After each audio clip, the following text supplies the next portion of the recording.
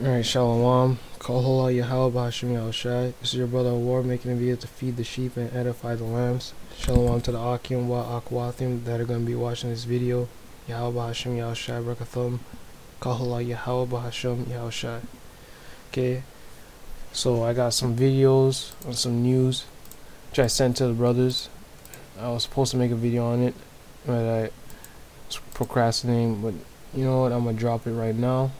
You'll hit a few scriptures and then just close it, not make it too long. Like some of it played, not all of it. Yeah, maybe this one. The videos aren't long. So alright, as you can see where the title says price spikes hit 40-year high, and this one says what's behind empty shelves at stores across the US. And the first scripture that came to mind was 2 6 and 22, of course. Right, we'll read it. It says, "And suddenly shall the sown places appear unsown, the full storehouses shall suddenly be found empty." Sorry, there's snot in my nose.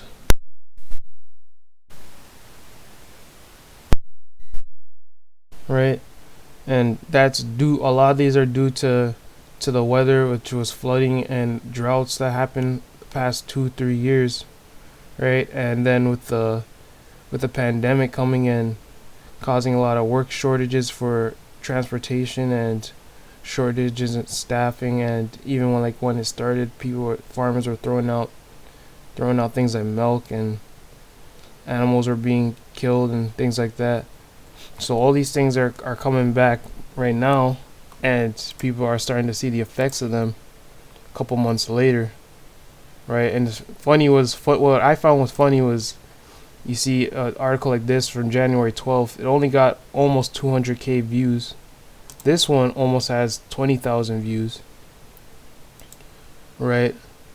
But I went on CNN, and you go on CNN and you see videos like this. There's 1 year later mentioning January 6th at a Trump event doesn't go well. You got 1.1 million views, right? This one got 1 day ago got 117k views. This one 4 days ago with Joe Rogan, almost 650k views. Look at these. This one's from almost 24 hours ago. This is what people ain't looking at. What's it called? These type of channels. And look how much subscribers it has. 3.78 million subscribers. This one's got 6. So people don't want to look. People don't want to look at these things. People are completely ignoring these type of news, so they can look at things like why is this not in the mainstream CNN broadcasting when it has 13.1 million subscribers? See, these people don't get it. They don't show them these things, and these people don't want to see these type of things. They want to look at things that entertains them. So when Mosai be saying he's coming as a thief in the night, all these plagues and these things that are getting ready to happen to these people, they're not it's not just that they're going to be caught off guard because they don't watch the times.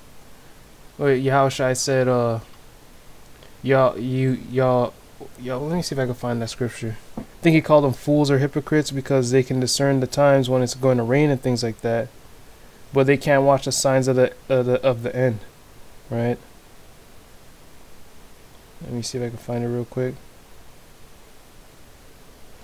Looking it up on my phone.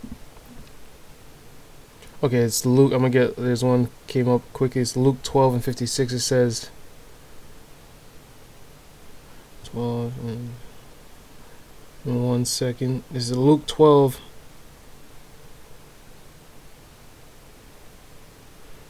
I'll start at 54.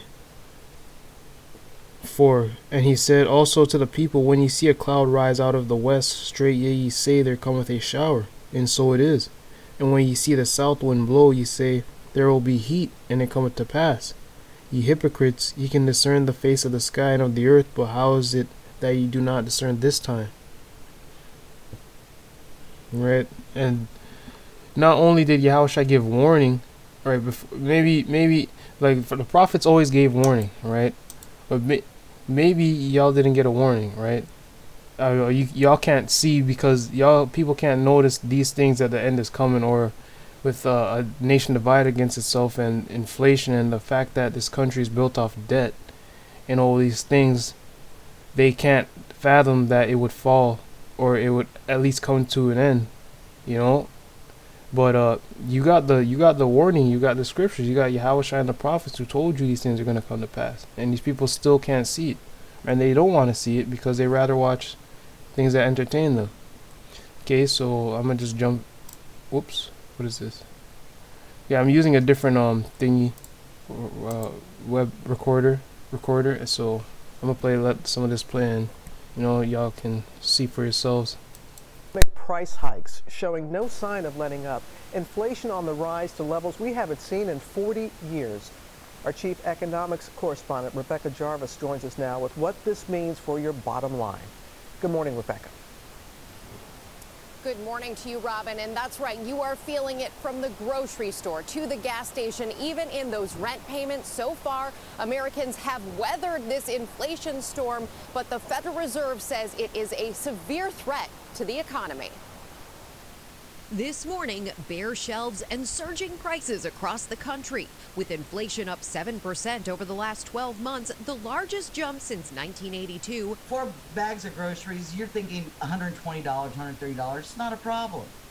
But when it came out to $293, I was like, wait a second. Rebecca Cummings, a mother from Murrieta, California, is on a fixed income and says the price increases are leading her to make some serious trade-offs. I'm not going to take my medicine like I'm supposed to so I can at least have food on the table for my family. And it shouldn't be like that. The price of meat, poultry, fish, and eggs up 12.5% from a year ago. But it's not just at the grocery store. Used car prices up a whopping near 40%. Even the cost of shelter surging. Rent up almost 4%. Plus, gasoline prices, which declined slightly between November and December, still up nearly 50% year over year. You're starting to see inflation more broad-based out there, more in both services and goods, and that's something that the Fed really worries about, and we all should worry about, because we don't want the wage gains we've just gotten to be taken away by higher prices. Fuel. Right, you notice how they're talking about inflation, and they're not mentioned. They're showing all this. They're talking about inflation, and they're showing you empty shelves. Look at this. Right, priced low. People are just buying them out. Right, they're just showing you empty shelves. Right, all this is all while there's worker shortages, and people would rather stay home. And there's some people would rather stay home and get paid by the government. Some people it's hard for them to find jobs, and other people are just afraid to go outside. They're really afraid. They be double jabbed, triple jabbed, booster, everything, and they still scared of people. Right. Right, they're still showing it, right? And when they brought out the fact that this is the highest since it's been since 1982, right? Back in those times, there was no pandemic, at least at this level, to be causing all these extra things to cause a spike in inflation rise and all this, so. All these things are coming and hitting hard, and the scriptures talks about there's a time when it's not gonna get any better. It's gonna get worse before it gets better. So hold up, I think that's pretty much it, for that much. Here's a short one you can play. Then I'm gonna go read Matthew 24th chapter. Across the country, not much lettuce. Store shelves nearly empty of fruits, vegetables, beef and chicken, even some cereals, bakery and juice items hard to find.